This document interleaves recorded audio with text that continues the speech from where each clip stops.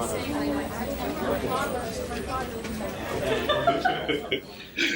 right, what's up, y'all? Welcome back to another episode of Millennial Talk Podcast. I'm Kel. Maegan. I'm Jay. And you already know what it is. We're just gonna get into some things. Pretty much. It's been a week. Yeah, already. Hey, man, my week been kind of chill. What you do? Right. Okay. Who grandma you ignore? You said what? Who grandma you ignore? I ain't even no grandma. Not this week, not this week. Not this week. Not this week. All patients to take care of. What did I do? I went to school. I pulled an all-nighter. So I know I'm in school. I pulled an all-nighter for the first time in almost like 5 or 6 years. All-nighter studying? I was over 24 hours. I went to work right after class. You never did that before. In college. Oh, I was about to, I ain't. But I did since like 5 or 6, 7 years maybe. Yeah. I feel old as hell. Damn. You was tired as hell? So old. Yes, I was tired for like 2-3 days, right? And then, let's see what else happened this week. I went to brunch yesterday. Here we go. We went to Blueberry Brunch at Farmington. I give it a good 6.5 out of 10. Okay, well, me going. 6.5 out of 10. It's just like, I don't know if y'all ever been a first watch, but it's like a kind of upscale, trying to be not some bad shit, but trying to be an upscale first watch. Okay, first watch is not like... I like first watch. I give first watch like an 8 out of 10. Yeah. Me and my girl had a good experience the first watch. Yeah, I like first watch. I like first watch. But Blueberry Brunch, yeah. Speaking of restaurants, guess who I met? So, remember when we went to Huston Cafe? So I got my hair cut, and like the top operations manager was there, and I told him about our experience and how the waitress rushed us to leave. And he gave me a free complimentary, basically I can go there and my meal will be covered. Okay. So, and he a black guy, so his name is Darnell. Shout out to you, Darnell. Shout out Darnell. Yeah, but he's in the Northville location. So if y'all in Michigan and y'all want to go, go to Northville, because Troy is ass. Can't be bashing people, yeah. No, I'm gonna be honest. Hudson Cafe is good, but I feel like the service was ass, like for sure. And I've been there twice. Okay. In Troy. Okay. Not the other locations, just in Troy. I only been to the one in Troy, but But yeah. Outside of that, I went to the movies twice. I seen Drop, and then I seen Sinners, which Sinners to me is like, I give it a 9 out of 10. Okay. 8 down. I love a full circle moment. Make sure y'all stay after the credits because there's more to it. And I'm gonna leave it at that because I am gonna do a movie critique about it, separate video. But yeah. Speaking of, just a pause there. Are like you always been that person to stay after the credits, like at the movies and stuff? Because I kind of always been that person. I don't know why. I did it after Marvel. Marvel was the one that got me. Yeah, Marvel got me started doing it. So now I can't think of what movie got me into that, but I always been like, I feel like it was something like way back when I seen my uncle that just always got me into that. But I always stayed and like I've always gotten gems because of it.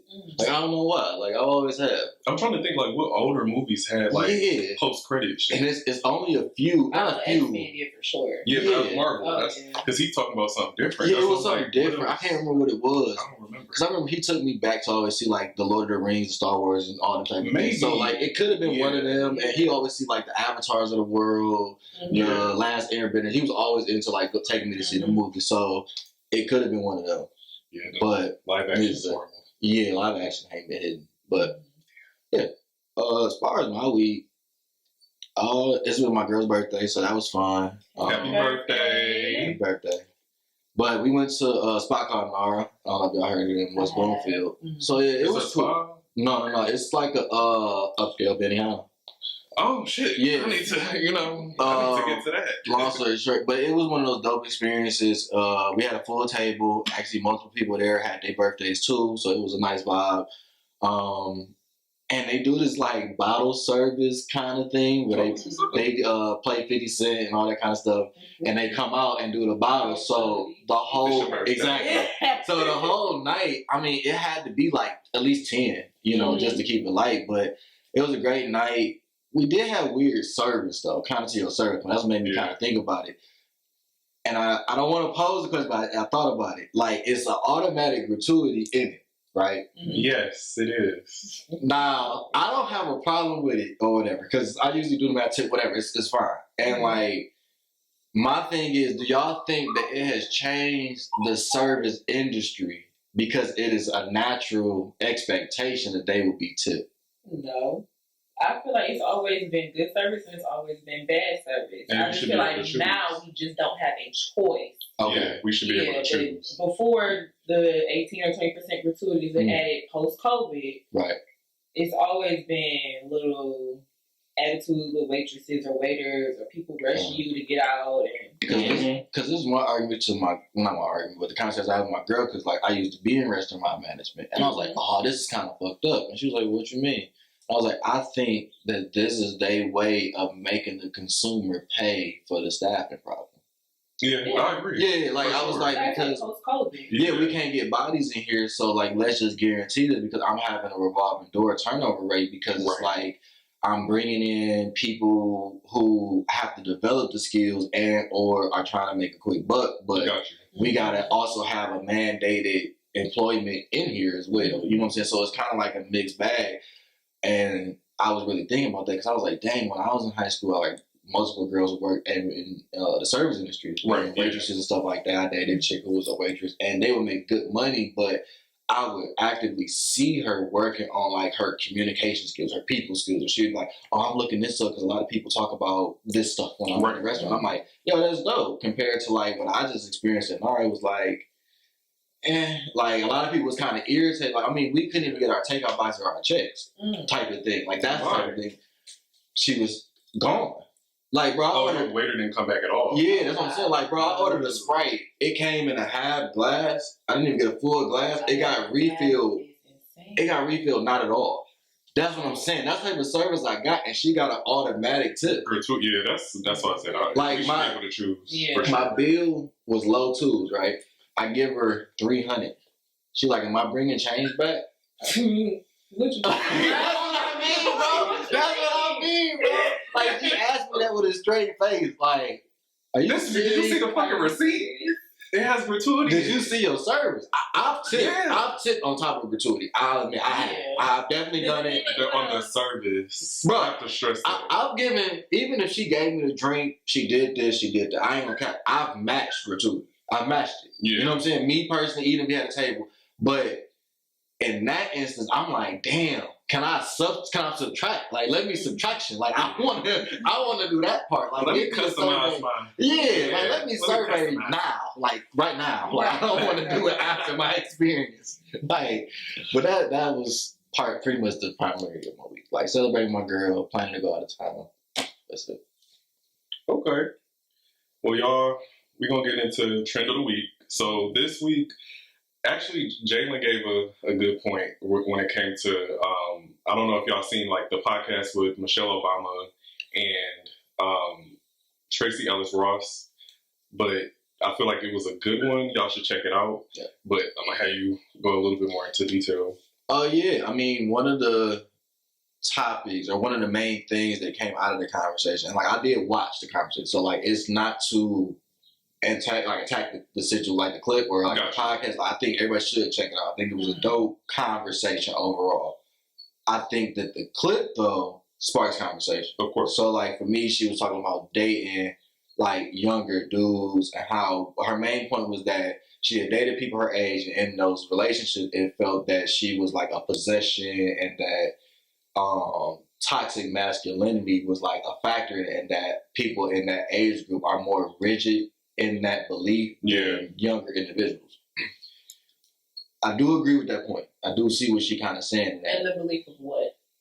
Toxic masculinity, in the sense of like that the younger generation is less in alignment with that. Got you. Now, I don't know or can say if that's a good or a bad thing, but what I can say is that it makes sense for her to want to date someone like that, or at least engage with them and stuff like that. She wasn't quick to say like marriage or anything like that. Right. I do believe that if that was Morris Chestnut saying the same thing, the outlook would be different. Oh, for sure. You know, that's more so the issue that I was kind of seeing with it. where there was more of a praise to the dynamic, and I think that there's been an ongoing conversation with the older women and the younger men and the kind of engagement between the two, like Drea and the basketball player. So those type of situations, I think they are like kind of not parallel, but there's a pattern. Yeah, because that whole thing sparks like the whole like, are you grooming?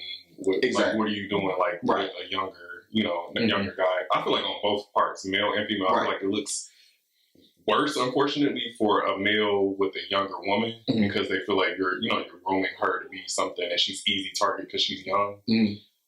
But Tracee Ellis Ross is like the epitome of, to me, a strong woman because she's not going to settle for what she doesn't want. Like, you know what I'm saying? She has standards and stuff like that. But I feel like at the same time, she's not going to just appease society by having a man. Oh, yeah. So I can see that because for me, where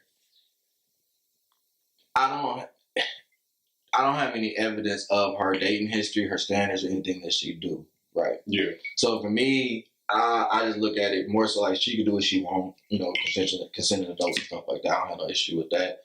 I think it's more so like when she's like piggybacking some of the things into the toxic masculinity, into some of these things where it's like, I don't think they're interwoven. You know what I'm saying? Like I think, and it's me piggybacking up some of the things I heard on another pod where it's like, it's looking at that age group as a monolith.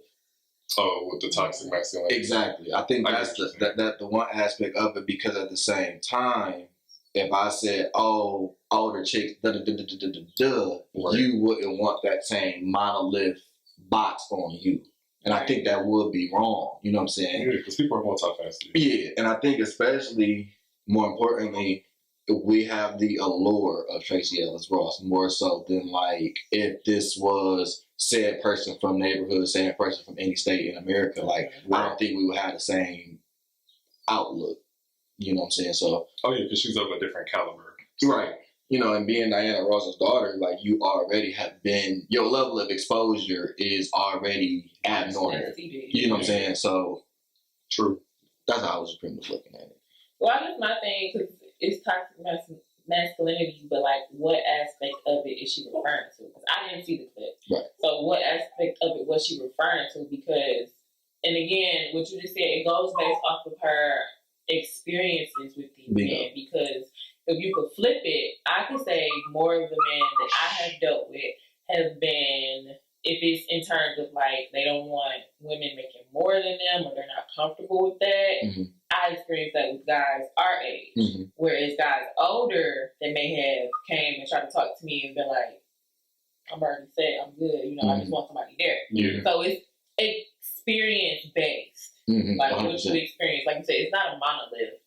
It could be some men that's around her age that comfortable with themselves and love where she at and love where they at and everything can work. But like I said, what's the toxic masculinity? One thing that she did highlight, and again, it was like that small clip, at least in that part of the conversation, because when I was watching, I didn't get to that portion. But what she did say in reference to the clip was that it was the possession prize aspect of you, like in dating her. So like, oh, I'm with Tracee Ellis Ross, I believe is how she was, or like I'm with this beautiful, fine, like chick. And I think it sends a mixed message in a sense because you want me to like you physically, praise you, give you such praises, but then at what point is the threshold becoming I would say obsessive and or prize picking? Gotcha. Like it's a fine line, and I think a lot of times that line doesn't get defined. It only gets withstanded. So people can determine when they had enough, but they can't determine like, okay, this is cool. Right. Okay, that is cool. Okay, yeah, like if you say it like this, cool. But if I putting on this new dress and you saying I'm just as fine as I was on the red carpet, I know you kind of just googly out of me. Maybe like, if that's kind of like your line and they kind of define that. But I think a lot of people just be like, oh, okay, I'm fed up now because it's been this amount of times you've done it or this excessiveness of said behavior. And I think that becomes like the slippery slope, because I think that, like I said in the last part, like it create opportunities of resentment. It does. Yeah. It definitely does. You can't fall into that trap of and it's kind of like what we talked about off camera with me. Like I can't have like can't be controlling over a situation. Kind of gotta let go and allow like certain people, because everybody's gonna come with their flaws, and you gotta be able to accept them. And that's really what it really comes with. So that's how I looked at the trade skills. But I think it's a good conversation. I think everybody's check it out. If you want to check it out, it's definitely a dope conversation. Michelle Obama doing her thing. So speaking of, because we're kind of getting into like the whole like dating thing anyway, but is human nature to pursue love a real thing? Like, how do you guys feel about that?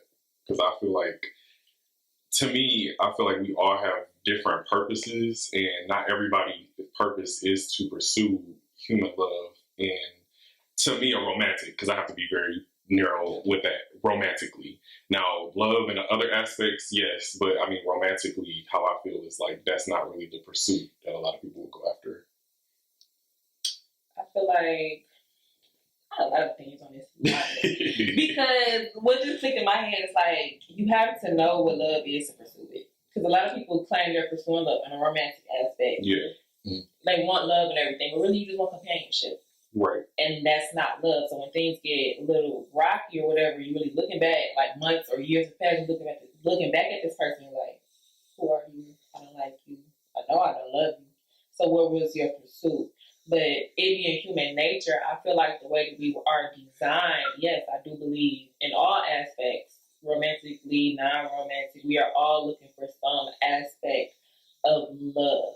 But personally, I believe you have to experience what love is in some way, shape, or form. And it may be self-love, love from a parent, love from a sibling, love from a friend, romantic love, getting into like religion, love from God, to really know and pursue that love, which they're all different levels. You know what I'm saying? Y'all can't love me the way God gonna love me. Y'all not gonna love me the way my parents love me. But when that love is fulfilled and I'm looking for love from a friend, that's where friends come in. And I feel like in a way, pursue not in a way of like chasing after love or being loved, but like bonding.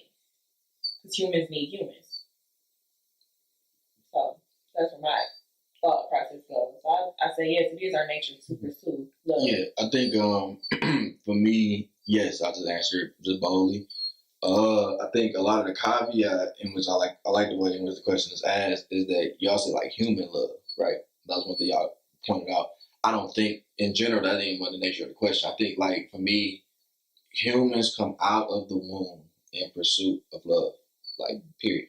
Like I think that's why they had you put your baby to your chest when they born, so they can hear a heartbeat and connect with you. Like you're connecting on these levels of like intimacy. We evolve from those levels of love to the romantic, to this, to that. But even the people who don't want the romantic love, they often replace it with like pets and stuff like that. So then it's like, okay, I got a dog now, and this is my baby, and it's cool however you feel. But to me, that is a level of love, and like you are a constant pursuing of it. I think when we go to work every day, it's not always in this pursuit of more money. It's really not. I think a lot of times it's to sustain yourself to continue to love those around you and or provide for them. You know what I'm saying? Like a lot of times when people like are working their gigs, even your parents, it's to provide for you. Right. It's to provide for this. It's to continue to expand that love, because I mean we've seen people with so much money die. And even if you pursuing the money, you got to love for pay and what it do for you. Like so, I think in the pursuit of love in general, I think it is in human nature. Like now, can different words be attached to an adjective like ambition, this and that, the motivate, and all that kind of shit? Like yeah, it can.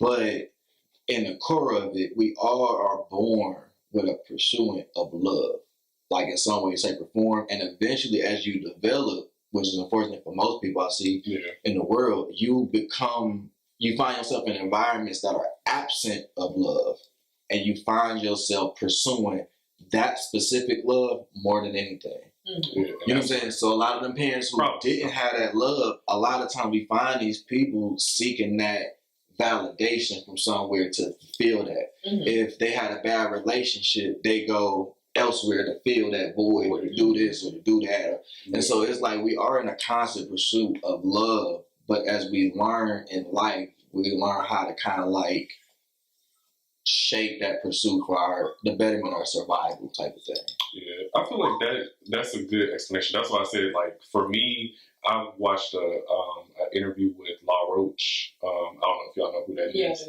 Yeah, he basically explained, he's gay, he basically explained that his, for romance only, I'm not speaking on all the other loves, but like people kind of have this stigma when they don't understand, like you said, love, and then leaning on the standard of like just being in love in general, the love of life and all that other stuff, that with romance specifically, you can be alone and being comfortable with who you are, like that self-love is super important. Mm-hmm. And he feels like he just naturally don't feel like he was put on this earth to be in a relationship, to have a companion. He was built for that other love, which was he has a love for fashion. He has a love for all these other things to put people on, to help them. So that's his passion of like how he pursues love, how he puts love out into the world.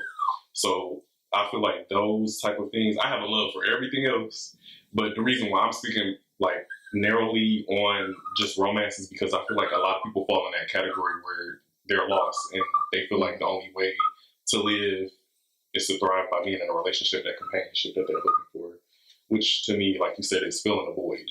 Yeah, I was about to say, it relates back to Jalen's point. Yeah. I don't have that relationship or I don't have love from the family.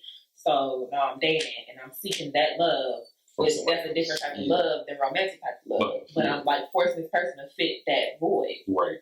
It's a weird. I just thought about it because I had a conversation this week. It was with one of my girls, like homegirls. Mm-hmm. Let me ask this question: when it comes to that romantic love and seeking it, do you think sometimes people are seeking love for the person that they are seeking love from another person, right? Mm-hmm. Yeah. For the person that they're trying to be and not who they are.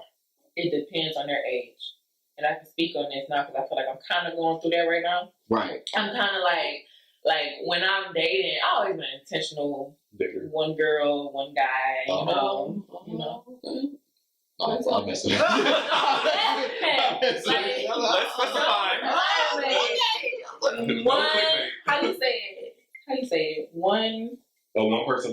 No, what's the? I am a one guy girl. Yeah, one guy type of girl. Dating wise, you want to take it. Guy type of girl. You specify. I just said. No, but yeah, I've always been into monogamy. So there we go. There we go. Yeah. Should have said from the jump. So when it comes like now and me dating, it's like I'm looking for somebody that I can grow with. It's not so much just for who Maegan is becoming and who she is going to be in the next 2, 3, 4, 5 years. Right. Can we grow together? Mm-hmm. And you can see somebody now and see if they're stagnant, or if they're stuck, or if they don't want growth, if they're good with just coasting through where they're at, mm-hmm. versus somebody that's like, a little more, I'm saying, ambitious mm-hmm. when it comes to like their whole lifestyle. So I feel like it kind of goes into age because it was a time where I just was like, for the now, like, okay, you cute, we get along, we got a lot of stuff going on, a lot of similarities right now, but then as we grew together, it's like we're growing apart. Mm-hmm. Right. So I feel like it's more so age based on when that thing clicks in your head, like, we gotta grow together. I gotta deal with you. I gotta wake up with you every day if you get to that point. Where is the, what I'm saying, what qualities are you showing me now is going to match where I want to go in life? And what qualities am I showing you is going to match where you want to go in life? Do you think it's a cutoff point age-wise for that train of thought? What do you mean by cutoff? Meaning like, okay, grow together, be ambitious. Like, do you think at 35, men and women stop thinking like that? Do you think at 40 or do you think at any age it can happen? I feel like at any age, but it also depends on your intentions. Okay. Yeah, because I don't think it's an age thing. Like, so I don't either, at any age. That's what made me ask that, because my thing is where, just if I'm arguing from the older nigga standpoint, mm-hmm. We dated at 28. We've been together. We're 45 now. I've been a garbage man since I was 28. Mm-hmm. Life been great because you said the stagnant kind of point, like ambition, right? So I say, well, if I'm a garbage man and I'm making this amount a year, you've been with me since I was 28, but now we 45. You like, hey, Joe, you ain't ambitious. You ain't got your own garbage truck. You ain't been the waste management supervisor. You ain't even applied. And it's like, okay, so then you get what I'm saying? Like, if life been like this and life been cool, it's like, that's where I'm like, and this is me being personal, like, at what point is enough? I feel like you asked me this off camera the last time we like at what point is enough? Because that gets scary for you equated y'all equate everything. But ambition, is based on the person though. Like if his ambition is to be whatever, that's what he wants to be. But see, what I'm saying, my point she came from the stagnant point. Career wise, I'm talking about like mentally. I'm talking about like ambition where you want to live. I'm talking about are we traveling more the older we get? I'm talking about stuff like everything that, like a whole lifestyle. But then that's my thing is like we're to me this is why I don't like the ambitious word, because the definition of ambition and what she just described sounds like adventurous, sounds like open-minded. It sounds like all of these other adjectives that are not ambitious. So when a dude does hear ambitious and then it's like you hear stagnant with that, yes, we equate that to career, to financial, to like what we can produce. Like ultimately, that's what I'm saying. But so I mean that like, matters. That's what I'm saying. That's what I'm saying. So it's like when we hear these words and it's like ambitious enough, it's like that is the word. But then it's like, okay, travel. Okay, cool, travel. But then now let's travel in his means, right? So that means we can go to Philly.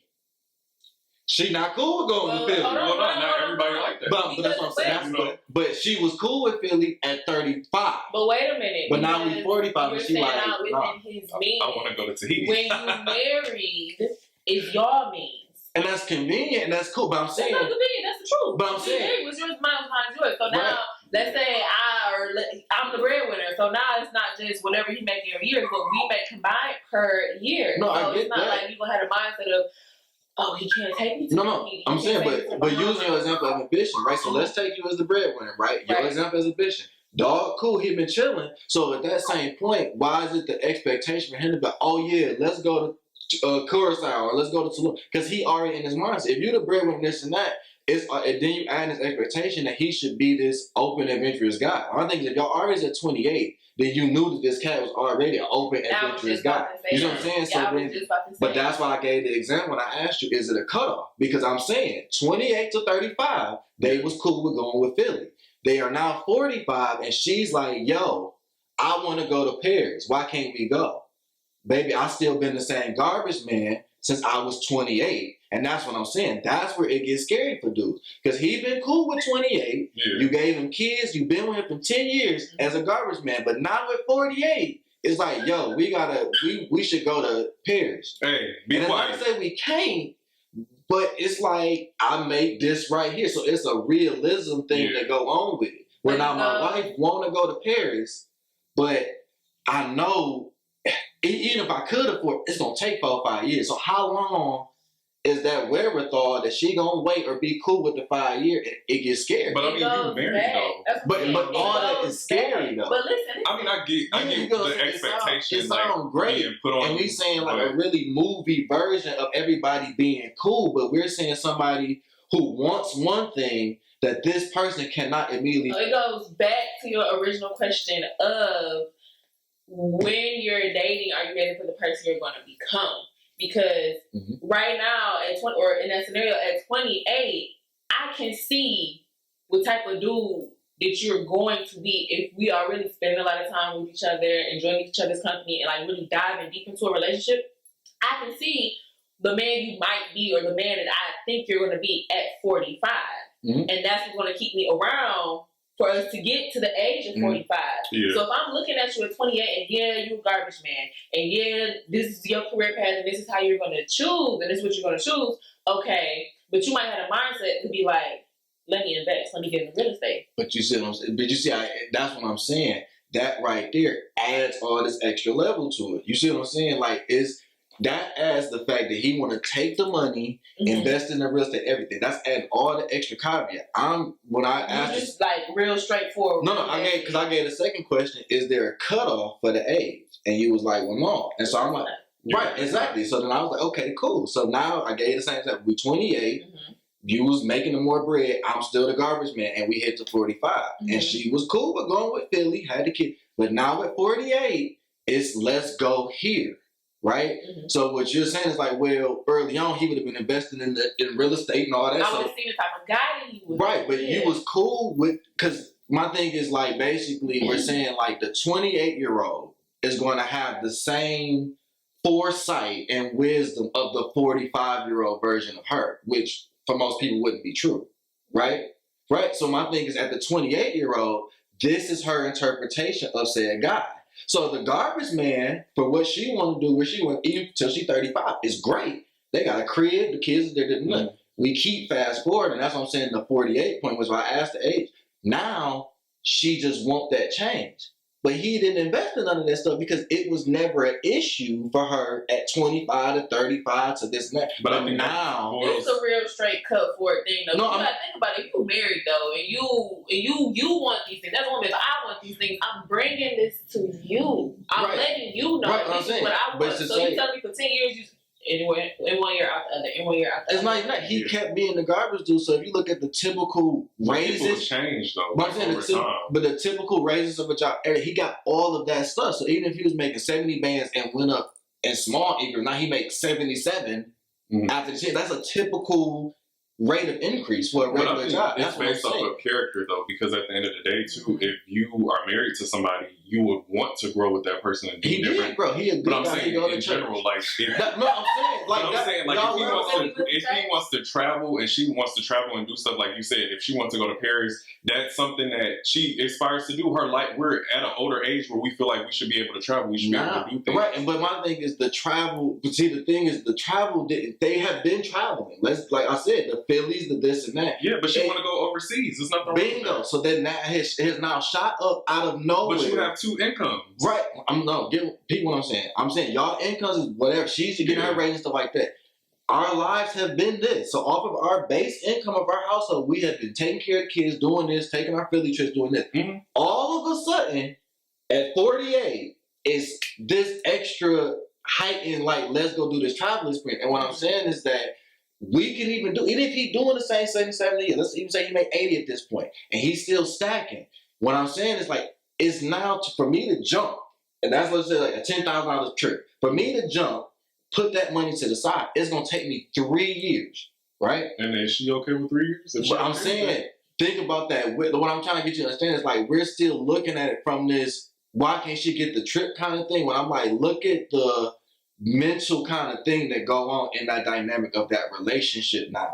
This person, what I'm saying is that the dude has now changed. So now she wants to raise this. So it's 3 years I got to save up if I know my wife wants something that I can't get her.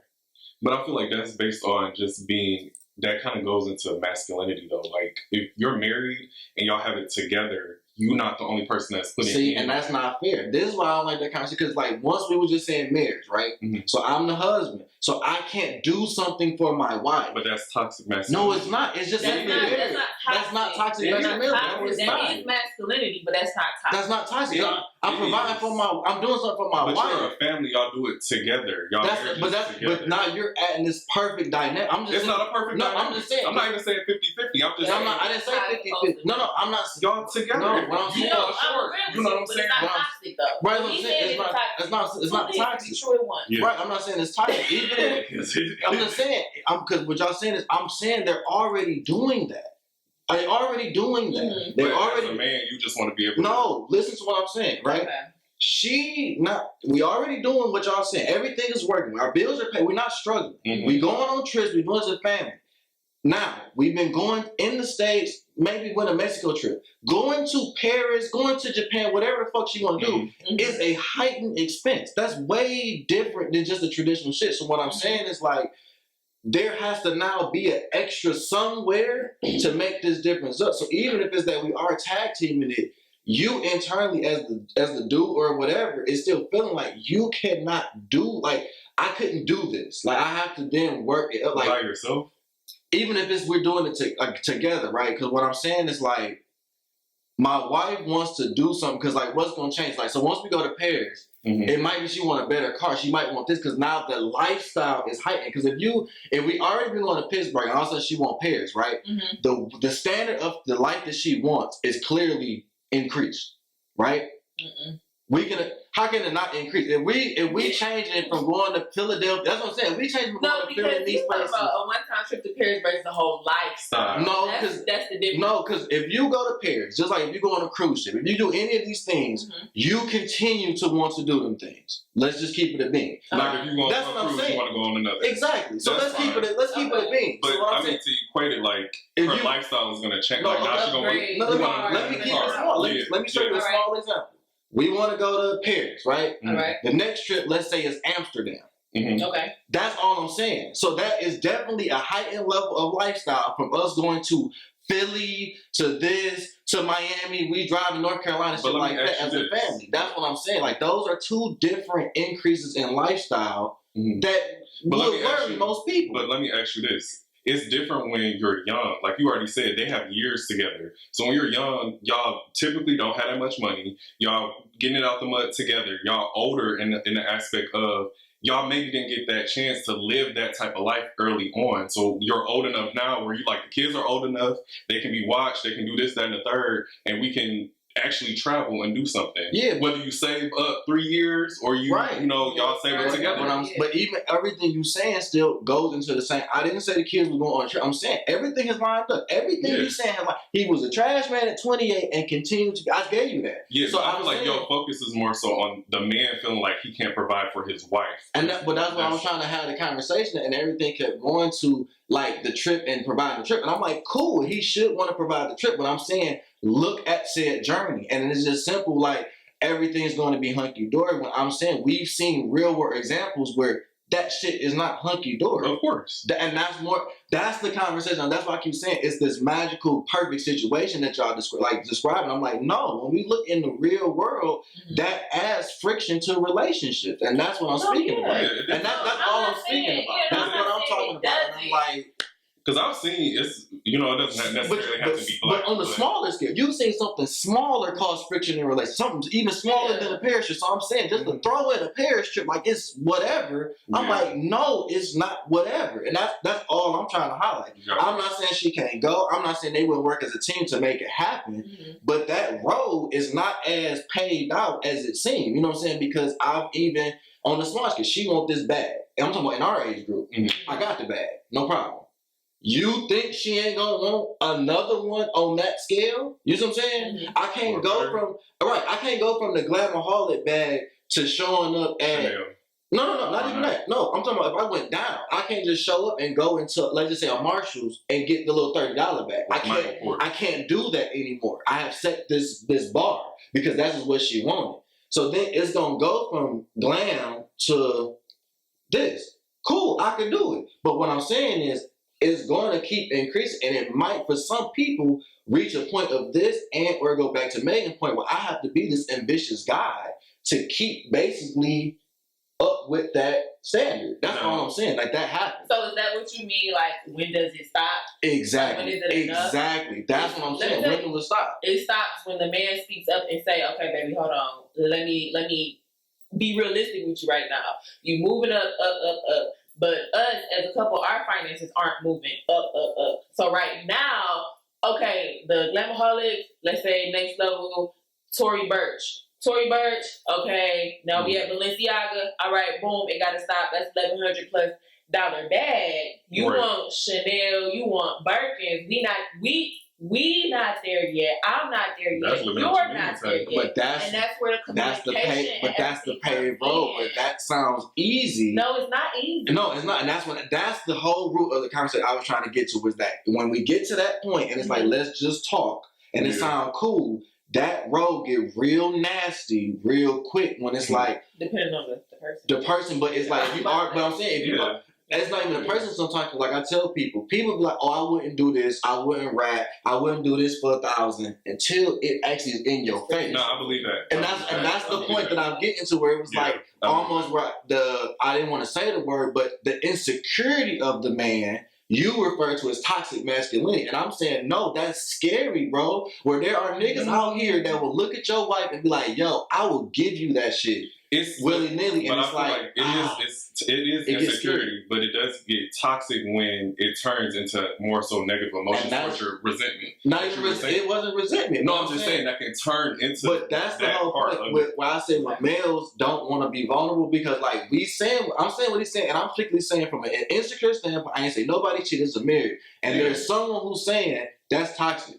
And it's like, bro, he's just saying that's how he really feels. That's a genuine emotion for most dudes. No, I'm going based off the characteristics that you drawn out. No, like, he can't do it for his wife. And I feel like if you can't communicate... He did communicate that, but that don't change the fact he feel insecure. That don't change. That's what I'm saying. That's separate. That's more of a separate thing. I'm not even saying... Because they sat there with Maegan, had the conversation. That road is not easy. He said he was insecure about it.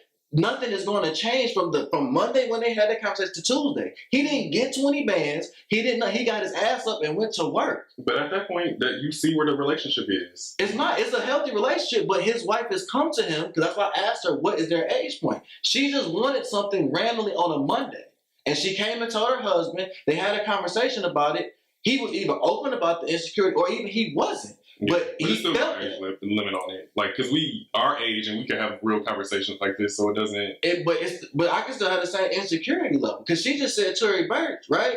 I got my girl that bad, so it's like, is it for me? The next set is this that she said is 1,100, and then is it? Oh shit, I can't. But guess what they gonna say I am? Broken.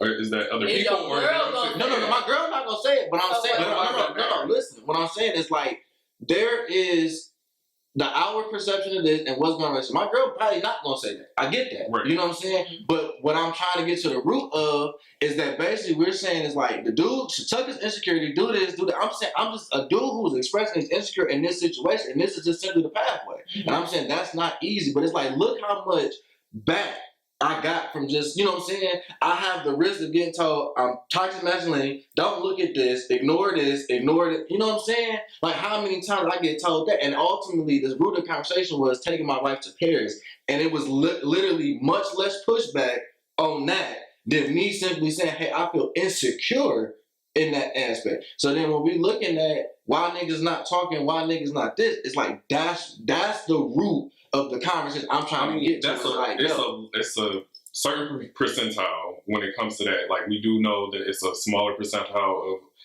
quote unquote a perfect marriage where they talk and they express themselves, and the man is, comfortable expressing himself, his wife is receiving it, cool. Like, those was very small. Rare. Yeah, they but get then, small. You got people, but that, to me, that it just stems from like, just, you got to find your person. Like, you know what I'm saying? You have to know which intentional and know what you're looking for. And if this person shows you on the first date that they, like you said, want more, then it's like, if you know you're not in that tax bracket, leave her alone. No, I'm saying, I skip past all that because I get the tax, all that shit. I'm saying in the relationship. Like, but you in that relationship? No, because what I'm saying is that's to me is the problem with relationships nowadays, right? If I'm dating my girl right now, right, everything we doing is going to be the first. Everything we doing is going to be the first, right? So then for me to be like, oh, she just made the wrong decision and that first time we did this, I'm leaving.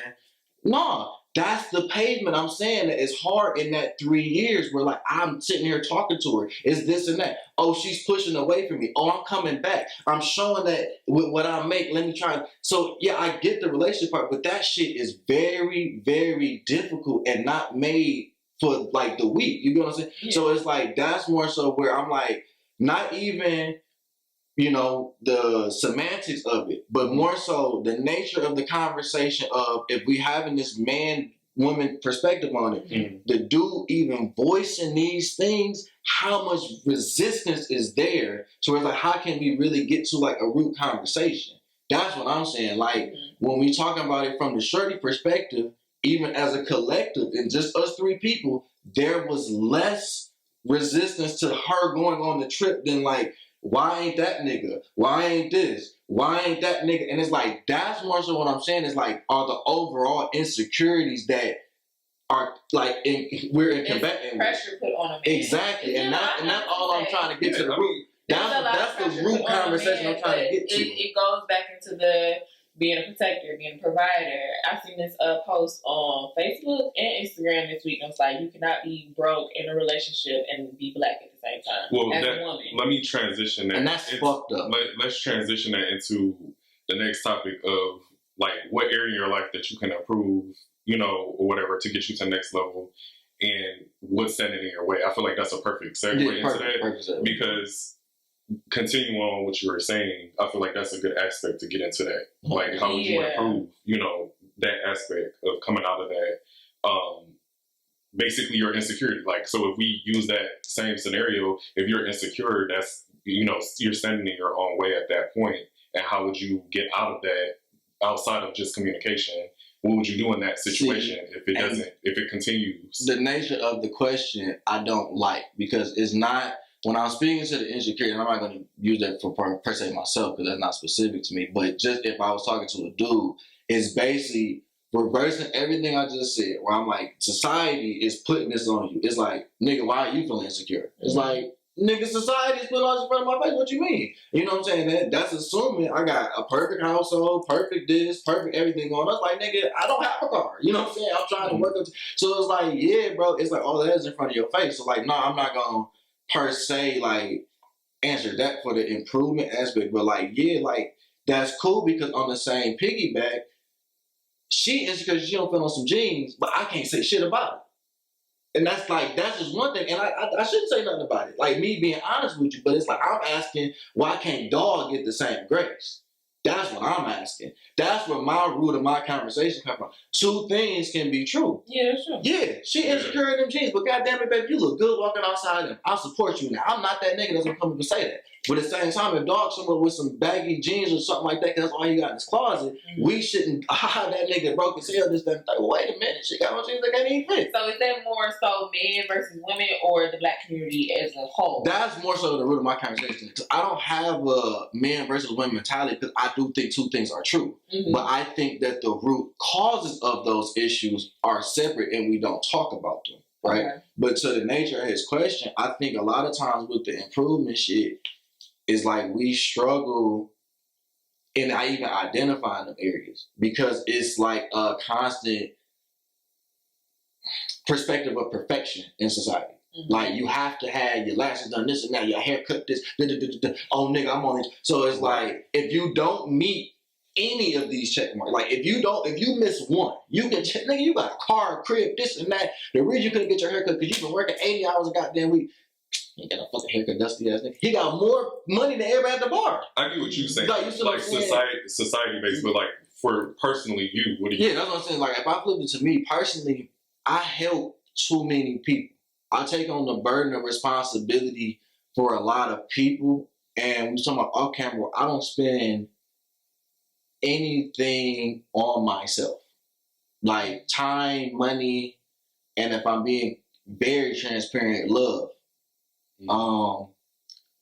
I see how we were talking about it earlier. I didn't have much of a Christmas or a childhood or certain things, so I grew up and immediately evolved into the protector aspect. Mm-hmm. So for me, I can look at somebody and be like, damn, you didn't receive that extra 20% of love that you needed to be whole in your childhood. Mm-hmm. I'm going to give you that. Yeah. I get more joy giving you that so I can see how you're going to flourish in life than trying to fill that void for myself. I ain't trying to cry, but I'm about to cry right now. Yeah, because at a younger age, for a lot of my decisions and people I lost, I accepted that the amount of love I was gonna always have in my heart was probably about 80%, and I was never gonna get that other 20 back. So if I can take that acknowledgement in myself, I can apply it and give it to you. And that's why I like being a dad. I want to be a dad and all that stuff because I know I'm never going to get that 20%. Now, as far as like growing, like, is that something that you feel like is going to improve you by, like, as example, like you said, having kids, you know what I'm saying, it's going to help you get over that hurdle of what you went through? No. I think it's going to allow their heart to always be 100%. Yeah, but what's the improvement for you though? Like, how are you gonna? Is that something that's gonna lead to you getting over that, or is it another personal thing that you are gonna do? I'm improving people's lives every day. You know what I'm saying? And that's helping you. Yeah, like if I look up and I say my lineage, my legacy, what I did to touch this earth, if I help, like my mom father kid go to college right now, he signed up for UOD. Yeah. I don't know what that young man, as smart as he is going to do to this world going into medicine. So the fact that I helped him just get into school and he gonna go and he can save somebody's grandma. If he say one grandma, I did my job. You know what I'm saying? Like, no, for real. Grandma. No, because I know what that means, at least for me, what my grandma means. So I'm quick to say that. Yeah. So, like, for me, that doctor who made my mama laugh when she was pregnant with my sisters, if that's the kid that I helped in that foster care, I won. And if my kid go up and live his dream, ice cream man, garbage man, whatever that is, I won, bro. And my son then died by 18, graduated with high school diploma. My daughter out here successful, beautiful, had self-esteem for herself. I won, bro. Like, I don't... That's what's up, though. Yeah, I mean, like... I feel like that's deep and that touches a lot of people. You know what I'm saying? What about you, man? Okay. Yeah. I'm sorry. Okay, so the question is... Good, bro.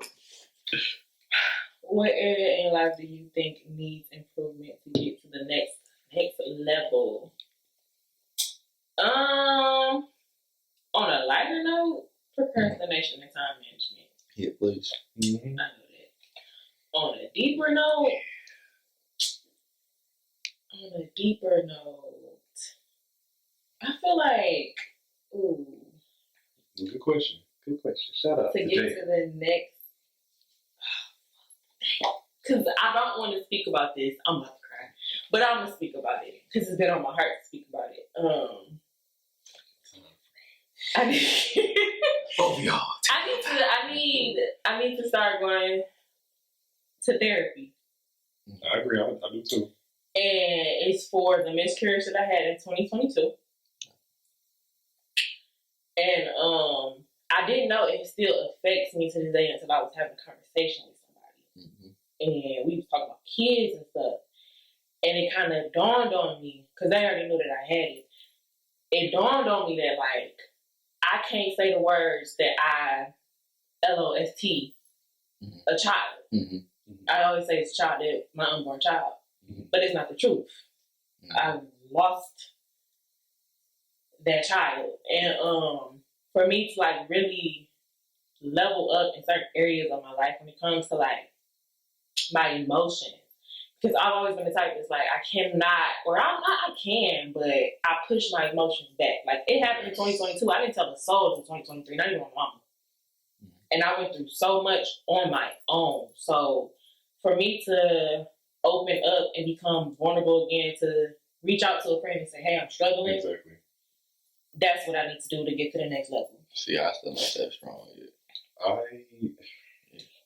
I feel like it's okay. We relatable, y'all. Seeing me cry, this is not me. I feel like I agree, like, with, you know, the therapy thing, like, not to make it super deep, but I feel like I'm at a place in my life where it's hard, like we talked about this off camera, it's hard for me to relinquish control to other people because I feel like personally it's just more of like a scare, you know, that it's out of my control, and, you know, life is out of my control. I understand that. But it's like when people have your heart, in a sense, you feel like I just don't want to relinquish that feeling of not being in control about something. And that's really like what I feel like I need to go to therapy for. And then, you know, also that I'm working on accessing my emotions on a deeper level, because I too push things down, and I don't like to deal with them, and they kind of spurt out. Like, this ain't gonna be a crying episode, but it's too late, man. I already shed 2 tears. Well, yeah, but I just feel like for me, like, the root of that, and I was talking to somebody else about this the other day. Shout out to Amber, because for me, for years, I never really dealt with, like, my grandfather's death, and he's been dead for over 10 years now. and he died when I was in 6th grade, and that was like my best friend growing up. So as soon as, you know, we found out he passed, I remember not to be long later, my dad picked us up from school, and I was wondering why, because my dad normally doesn't pick us up from school. So he stopped at a bank, Chase Bank on 8 Mile, and I just remember him like, hey, you know, I got to tell y'all something. Your grandfather passed. And I just remember turning my face to like the window and just looking into the sky and just like, I'm like, that can't be true. You know what I'm saying? And then as soon as we pulled up to my grandma's house and we opened the front door, we just all huddled like at the like foyer and just like started crying. Like it was just crazy. And I knew then, once I seen everybody crying and stuff like that, that I had to be the protector. I had to be the one to push my feelings down, down, down, to be there for my mom, to be there for my sister, to be there for my grandma, the rest of my family. And I did it in 6th grade. And years and years and years went by, and I never dealt with those emotions, and I always put them down, and I would have a random burst of like pure emotion hit me, and I wouldn't even know what to do with it. And I would feel like, I feel like, no shade, but like a crazy person just trying to like scoop everything back in and put the pieces back together. In real life, I was literally like a broken mosaic, and I had to like really put pieces back together to figure out who I am when it comes to my emotions. And that's where Amber stepped in as being a good friend of mine. Is just, you know, she would bring him up randomly, like, how are you feeling about your granddad? And I'm like, why does she keep asking me this? Like, stop asking me this shit. And I would burst out in tears, and she was like, this is what you need. You know what I'm saying? You can't, 100%. yeah, you can't keep doing that. And I feel like, actually, all y'all did. I remember, you know, telling you about it. You were just like, you know, everything, like, every time I mention it, you know, people like, it's okay to feel. And I feel like, to me, it goes back to me growing up and being... I remember the first time you told me that story back. Yeah, me being, you know, going through the transition of being gay and figuring out who I was and stuff like that. And my dad being the man that we all know men to be at that traditional age, is like, don't show no emotions, don't be crying, don't do this, don't do that. And that pushed me through my life, and that's how I feel like that's where I'm at now. Like, you know what I'm saying? It's a survival tactic. Yeah. Because if I'm vulnerable in this moment, one, I'm out of control. Yeah. I'm out of control, and I haven't dealt with these emotions, so I don't even know how I'm going to react to the situation being brought to me. But when you release it, it's so freeing. Like, I remember, and if it was shown to Capriona, but it wasn't, like, literally for that whole 2022, 2023, if it wasn't for them, like I just said, I'm not a crier. I broke down in the middle of Planet Fitness.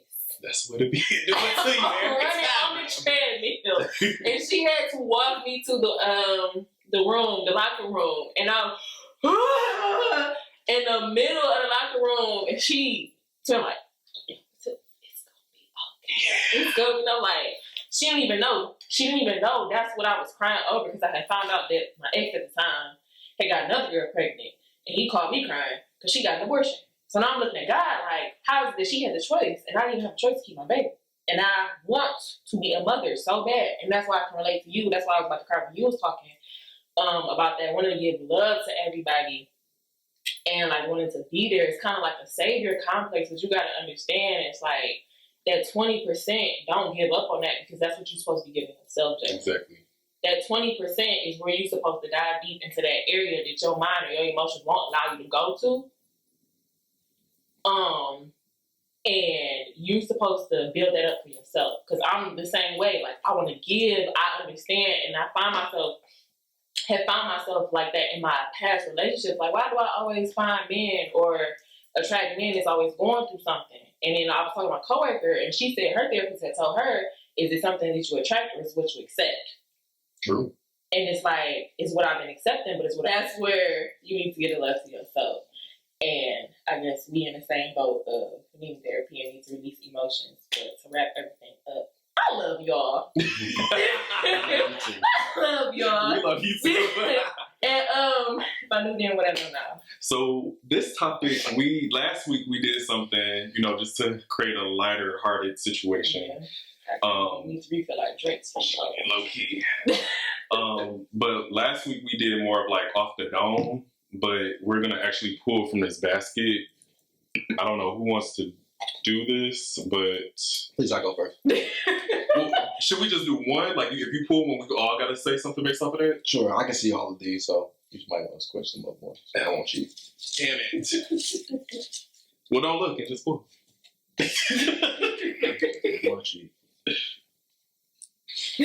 What is it? It's called Lost. Damn, look at God. Because I literally just said I cannot say that word. I said for the first time on this podcast.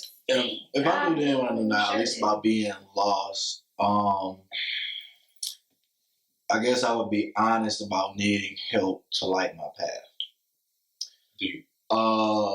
Whether that be from God, as everybody know, I'm a grandma's boy, so I go to my grandma. I'm the same. As I her. love my grandma too. Rest in peace, Grandma. I also call myself a cemetery dweller. So a lot of my friends or godmama, I go, let's hang out and say how you doing. And that's what I do. So for me, it'll just be honest in that and seeking guidance in moments where I'm lost. You know what I'm saying? Because I'm very independent and self-sufficient at times. So I'll try and take on a lot independently and just admit that I'm lost. I feel like for me, lost, I agree with what you're saying too, because I feel the same way. Just to add a little different spin on it, it's more of like lose. Like, the first thing that comes to my mind is like, it's okay to lose control, and that's a part of human nature, and that's a part of who we are as people. Emotions are, literally, somebody told me this the other day. I'm probably going to butcher the saying because the drink hit me off. My tolerance ain't been good for 40 days. Sorry. But basically, somebody that, if you can't control your emotions as an adult, it's just crazy. Like, that's something that we should have been working on since we're kids. Like, to learn how to, when I say control, I mean to understand your emotion and knowing that there's other options, you know, to cope with to deal with whatever the situation is. And I feel like that's what it is, losing control, you know, emotionally. It's okay to lose control emotionally. Just know why you're losing control emotionally and understand it. And like Jalen said, just having that coping mechanism. So, if I knew then what I knew now about... I didn't want to say that because I was fucking up. Yeah, lost. If I knew then what I knew now. Go ahead, sorry. About lost? Like, when we say lost, like, what do you mean by lost? I think it's the word. Whatever come to mind. Yeah, that's exactly okay, well, I think, because it's a whole different... Lost and loss are two different things. I think, you know, it's wherever your heart goes. Yeah. How he took it was almost like loss of a possession or thing or just whatever. It was like lost, so you can take it that way. Or I said I was lost in this bitch. Okay. I was doing like, hey, I don't know. Like, I haven't if I knew then what I knew now about loss, then I would have reached for help. With the loss of a loved one, the loss of a child, I would have, again, reached for help. And you know what? No, I'll take that back. Because I wouldn't be who I am today if I had reached for help. God brings you through so much stuff for certain reasons. And I really would not be, I wouldn't even have the mindset, the attitude about life that I have now if I had not... It's okay. Lost my child. We're not breaking it down like that. It's okay. No, it's not. Not on camera. So, will they see I'm emotional right now? They hear change my voice. I wouldn't be who I am. I would not be as close to God if I had not lost who I had lost. And, smile, laugh, do something, dang. There we go. Let us, everybody know where they can find y'all. You can find me at 56 Freq on all platforms, 56 Freq.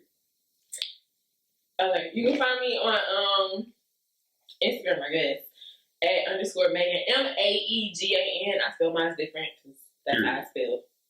You can find me on Instagram, pharaoh.kill. And just make sure you like, comment, and subscribe. Ooh, the liquor. Words. Yeah.